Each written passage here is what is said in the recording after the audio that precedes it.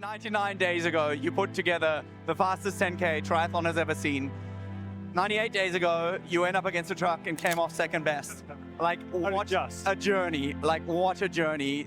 I would honestly have to think I couldn't think of a bigger comeback in sports. It's also no accident that Hayden Wilde is one of the best athletes in the world across pretty much any distance.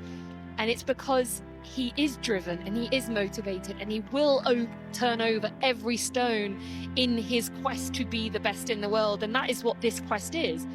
Yeah, so the day of the crash on the 4th of May was, remembered everything in a sense of, luckily I wasn't knocked out, so I can kind of get things organised on the ground. But I was on the bike. Was a Sunday, pretty super quiet, and was looking at my GPS to see where I turned right onto the Tokyo River, where there's a real long bike path, and then from there, whilst I was doing that, a truck went past and parked up down the road, and I didn't see that, and then next minute I look up, and he's right there, and take full impact, just miss it in the final seconds, just miss it with a full impact on the scapula, and then I found out with the broken scapula, 6 broken ribs and a punctured lung is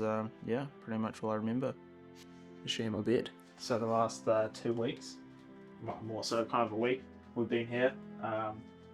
We went to a garden office actually, and we were like, I found this like mean bed in Japan that I had because I couldn't sleep in the bed, and I was sitting in this like chair, and it was brilliant. But then I made the wrong decision that I gave my card to Hannah, and then she went shopping in the garden shed, and she sent me a photo of like the chair we actually had in Japan, and then she kept looking, and then she found this, and we've always wanted one for the deck, and then I was like, bugger it, buy it. I said, is it comfy for a start? And now I sleep in it because it's like I can lay low, and it's kind of like braces the whole like shoulder. I just sleep like this, and take that over, and I just cocoon in here, and happy days. I feel like I'm like my deathbed.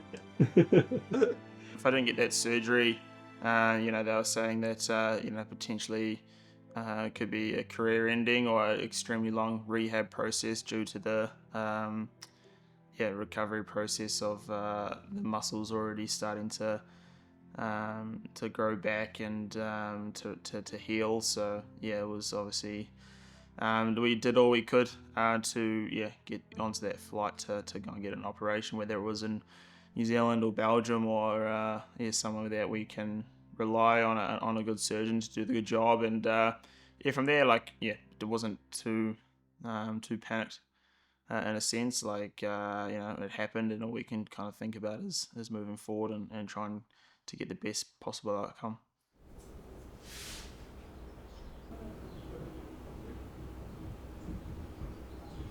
More so if I had to get this redone, it'd be like more time out of the swimming pool. So, but Okay, the shoulder is fine. Yeah, that's good. Sorry about my armpits, kind of smell.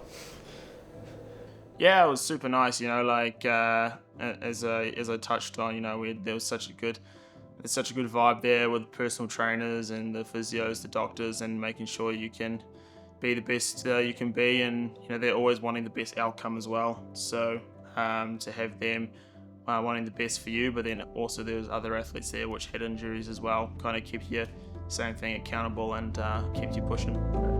Yeah, we're not checking that today.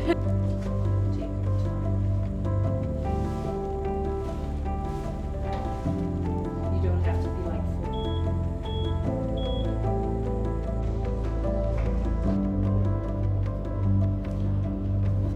To the left. Okay. Yep.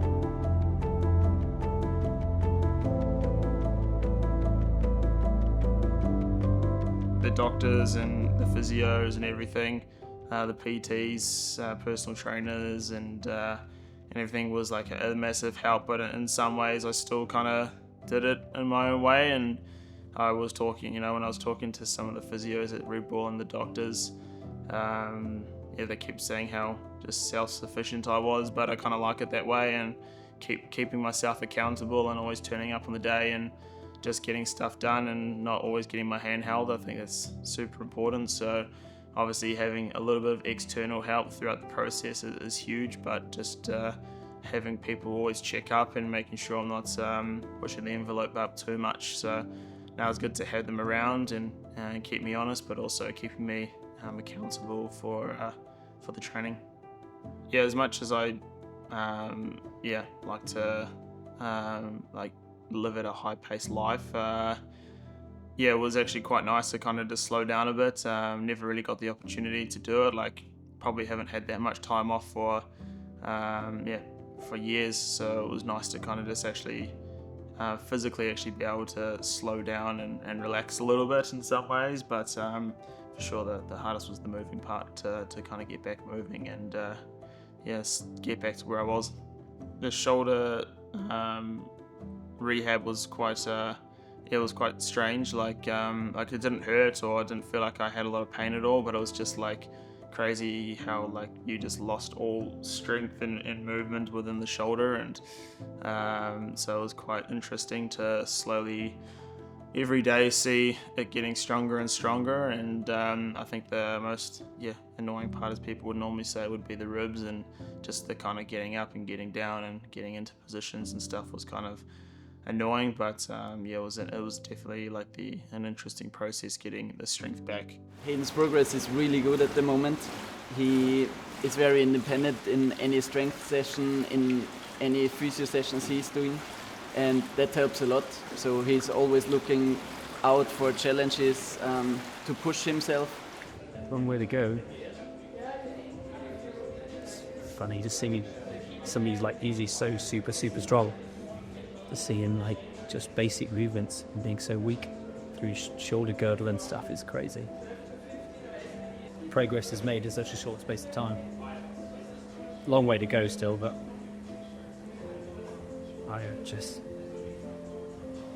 it's crazy. He's a shadow of himself. So real. It's going to be fairly emotional seeing him back on a race start line in the future, that's for sure.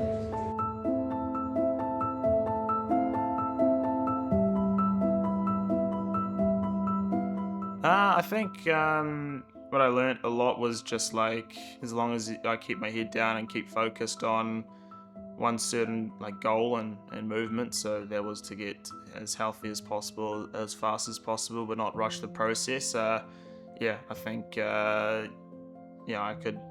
did a lot in that process. So I think it's it kind of keeps your head strong, right? And I learned a lot about myself and being more driven and more mentally strong from this incident, which is kind of cool. So hopefully that will help me in the future, and just remind me that just kind of gotta push through things, even though sometimes you don't like doing certain things through the day. It's nice to kind of to know that if you just focus on little things, you can really push through barriers, and it doesn't take too long to push through those barriers. I think there was I think every part of the journey was quite hard, but there was obviously certain points, post-operation was probably the hardest, not being able to do too much, but also just being quite constantly in pain. So there's obviously not much you can do about that, but you just knew that hopefully one day you just wake up and the pain slowly goes away, and which it did. So you just had to keep thinking that pain doesn't last forever. Well, you hope it doesn't, and you can kind of just continue to trudge on, and the stronger you get, the more resilient I guess you get, but then the less pain goes through your body.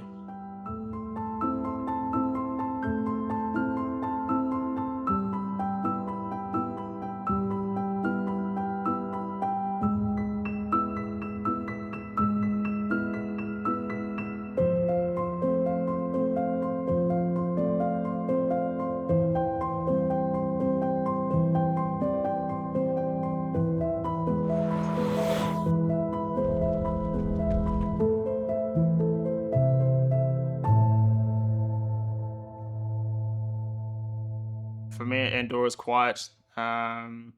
It's in the mountains. It's peaceful. We go to many races in the cities, and it's pretty full on, and the mind's kind of jumping left, right, and center. And for here, it's just quite nice. It's grounded. It's quiet. The training's good. The weather's great, and it just gives me some personal space and some relaxation kind of in the sun and in the mountains, and and that's what I kind of really enjoy, is not really the hustle bustle, but just a kind of relaxed lifestyle after a big day of training or rehabilitation.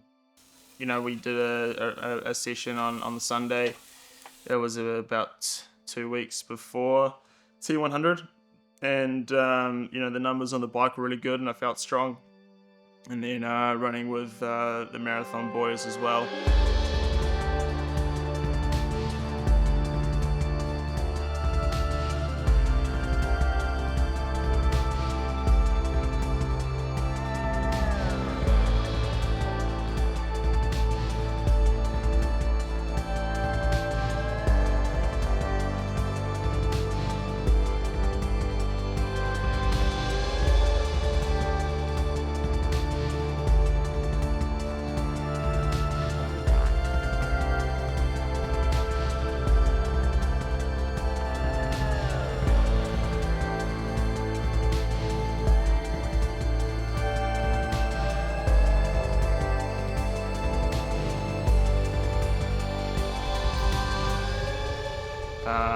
And knowing that the pace that we ran was really strong, and I felt we were pretty confident that if I could have a good taper and do this in a recovered state, I'll be in a pretty good form. And then I just hoped in those last 2 weeks of the build into London that my swim could get me into a place where I wasn't chasing all day, and I just had to kind of have a little bit of belief in the body that it would slowly recover and get a little bit quicker in the pool, which it did, and then just had good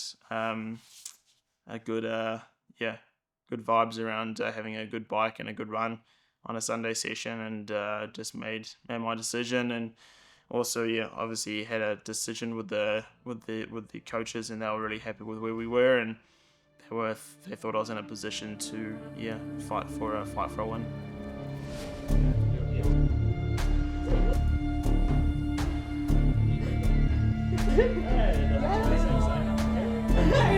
Exactly.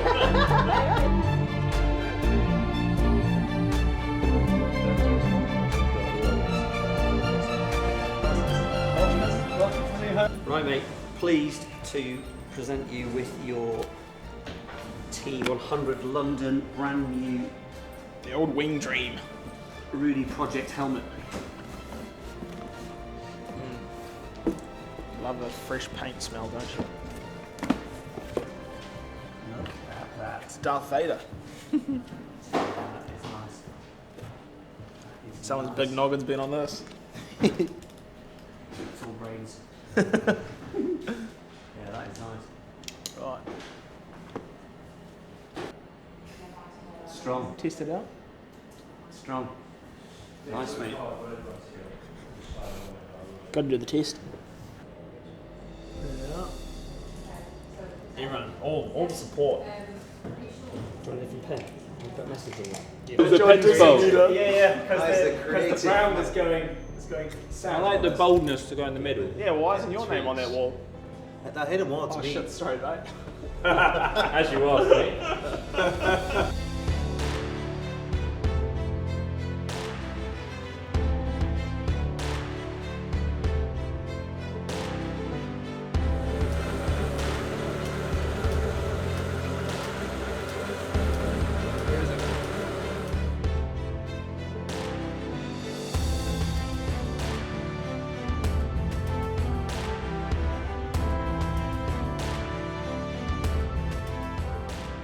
I wasn't afraid of the race or afraid of the athletes. I raced them quite often, so it was just felt like normal process. But personally, like obviously, it was a little bit daunting because you want to be back at the pointy end where you were at the start of the year, so that was always a little bit risky. And wanting to obviously win the race and be at the top, so didn't want to go there to make places. I wanted to be there and be competitive, and it was always going to be a daunting challenge mentally.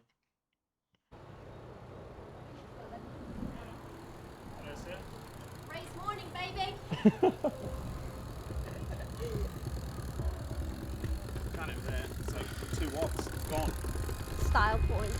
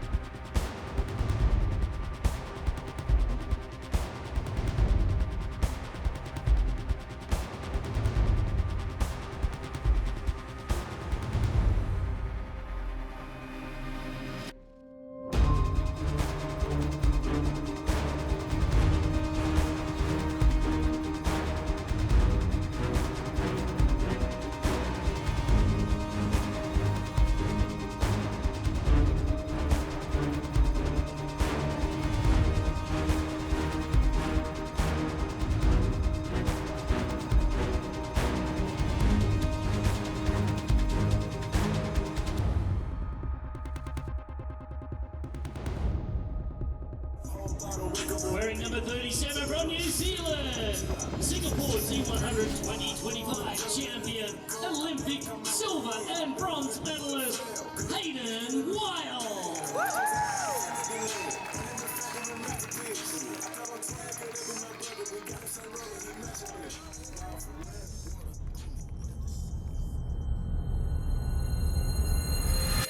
On your mark! New Zealand, Hayden Wilde having another good swim right here, right now.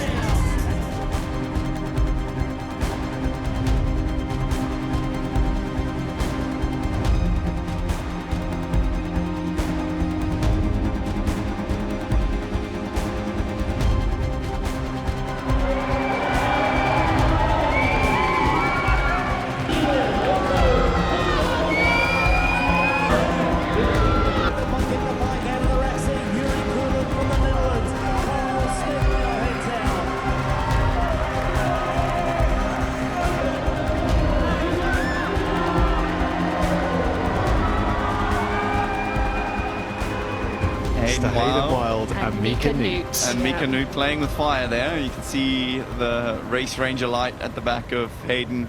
And this will be interesting because Hayden right here, being a much lighter athlete, on an absolute measure will put out less power than Rico at the front. And on a flat, eventually, power just matters. Because the aerodynamic kind of doesn't grow as much as the speed does with the power. And therefore, this is probably the bit where Hayden is at more of a disadvantage, simply because he cannot put out as much power as Rico. Now, look at those graphics at the bottom of the screen there. Hayden Wilde has moved up 12 places during this bike leg so far, and he is a man on a mission. With Hayden, we sort of don't know what we're going to see at any point in this race. We didn't know how he was going to swim. We weren't sure how he was going to ride, and we certainly don't know how he's going to run. What we do know is that he would not be here if he didn't think he could compete. But we don't know what we're going to see. We don't know exactly where Hayden's at, and I guess that makes it more exciting. How's this guy beatable? I mean, he took on a truck, came off second best clearly, but he's not coming off second best to any triathlete at the moment. The swim was really good. Like, made sure I didn't bite off more than I could chew. So, kept pretty consistent. Didn't go off too hard, and just got myself into a group and made sure I was always in the fight. Coming out of the water about 50 seconds back, I was pretty happy with that. I kept within my paces though, because I knew it was going to be a long day, and probably the first 20k I overbiked just like a fraction, just to kind of get back into the race and make up my losses out of the water. But yeah, mostly felt pretty good, and once I got to at top 3 position on the bike, I made sure that I kept in good position and didn't override, and just always keep the competition relatively close, and mentally just checking that if I run off the bike and have good legs, that I know I can run down people if there was a bit of a distance that I had to grab. How does he look? Good? Yeah. Hayden looks smooth. He's got his composure for now. He's got his very typical running style. It's just amazing. He looks like he did 4 months ago. Decent lead that Hayden's built there over Mika Newt. Kind of left him in the distance, really. But we can see just how far that gap is on this out and back as Rico faces him on the other side and giving each other a good stare. This is such a great part of this course. I feel like Hayden really gave him a look. Yeah. Oh, I love it. Poetry in motion. It really is really impressive as he closes down roughly 30 seconds in lap 1. Oh, he's like just sitting behind, isn't he? It's not the Lucy Charles Barkley tactic of blowing straight by, is it? He's taking a moment to just recover and sit there on Rico's shoulder into the headwind. He just has created this gravitas around him and his personality, and how he just seems to have joy as he makes his move right here, Sheltered. just before it goes up. And that's clever. I really thought this is what he was going to do. He's come into the Excel Centre now. They're sheltered, even though they're slightly into a headwind. He's put an effort in up the hill. He's going to get the boost of the crowd, and then he's going to head out into the tailwind. It was a tactical piece of running. I mean, look at the gap he's put in there. That's extraordinary. He's barely breathing. I mean, this guy, he's literally bionic right now. It's unreal. This is the Jurlegeens that we're used to seeing, right? And he's put a minute into Hayden. Yeah. A minute. He came 4 minutes off the bike. There you go. So he is moving. That doesn't just look fast, it is fast. Yeah, watch out Mika Newt, watch out Rico Bogan, maybe even watch out Hayden Wilde. We'll see what Jelle can do. Checking that watch, managing his effort, just making sure he makes it to the finish line and doesn't crumble. Just tell us a little bit, first of all, about his performance today. Are you surprised by how well it's gone, or was this always going to happen when you're talking about Hayden Wilde? I'm not surprised about it, to be honest. I believe that he could do it. It was just all going to be a bit the question about the swim, but I think people thought he wasn't going to swim as good as he was going to be, but I knew he was alright. He just had to believe in himself. Like, I've never seen anyone doing what he actually did in like a rehab. Like, he was just from day on, like day one, like, I'm getting back, like, I'm gonna get this mobility back in my shoulder as soon as possible. I'm gonna swim in the pool with one arm. Like, I haven't really seen many athletes do that, and I studied physio myself, and I know how long the normal rehab takes in. Yeah, for him pulling this off, like, it's pretty amazing, but I'm not surprised. He is well into his final lap now, and he's got this sizable gap, this minute gap to Mika Newt in second, but still, nice to have someone to run with for a moment, I'm sure. With just over a kilometre to go now, it seems we are dead set to see our second win of the series from Hayden Wilde. He will be the first athlete to win 2. I did predict that he would be on my podium today. I didn't put him in top spot. Such a professional and classy performance from him. Week out. So Hayden Wilde, thumbs up from the crowd. A punctured lung, broken ribs, an injured scapula, all within the space of a few months. He's on the blue carpet, and perhaps the emotion starting to show, because this Kiwi athlete is built of something quite extraordinary.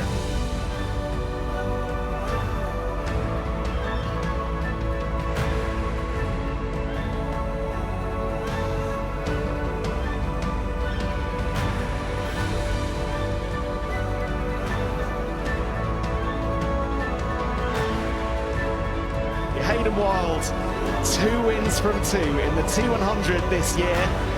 What an incredible, logic-defying performance.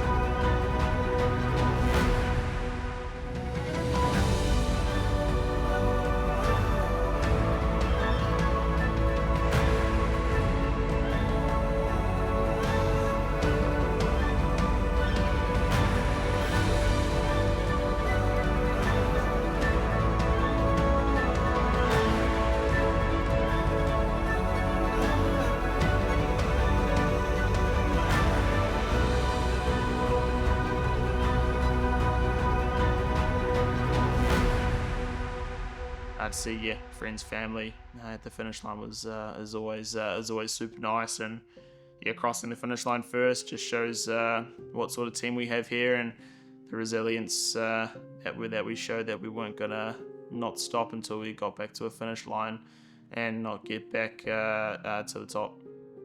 At the end of the race, it was quite emotional. Like, I think, if I didn't win the race, I don't think I would have been as emotional, but just to see the graft and the graft at the end of the race, and to know that still one of the best was a great feeling. And it was always hard to know you could do these run sessions and bike sessions, but racing is a completely different beast. So to be able to execute it and do it on a really classy field, I was really happy to do that. And there was the guys that are in really good form at the moment, and knowing that I raced the best in the world was and coming up on top was a pretty cool feeling.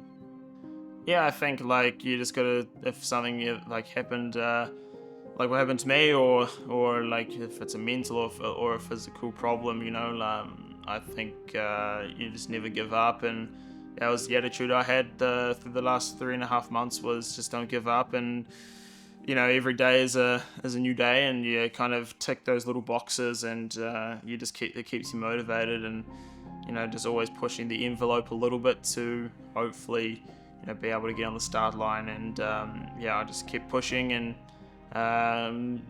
keep pushing within relevance, and was really happy to do enough to get back onto the start line without doing any damage. And that's the most important part, is knowing how your body works, and not pushing it too hard, but pushing it enough where it does get a response and it doesn't do damage to you. So to do that and to know your body really well is super important. And I think just if something does ever happen, you just keep believing, and just keep doing what you can do to get to the start line and finish a race that you're satisfied with.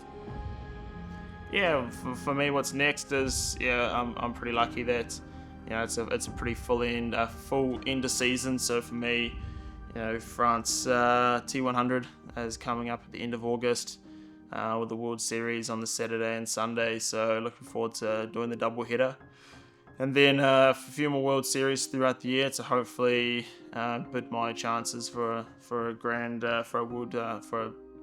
World Series title. Still have the potential to do that, which is really cool, and then obviously fight for the T100 series as well. So it's going to be a long end season, but looking forward to the challenge, and should be a good time.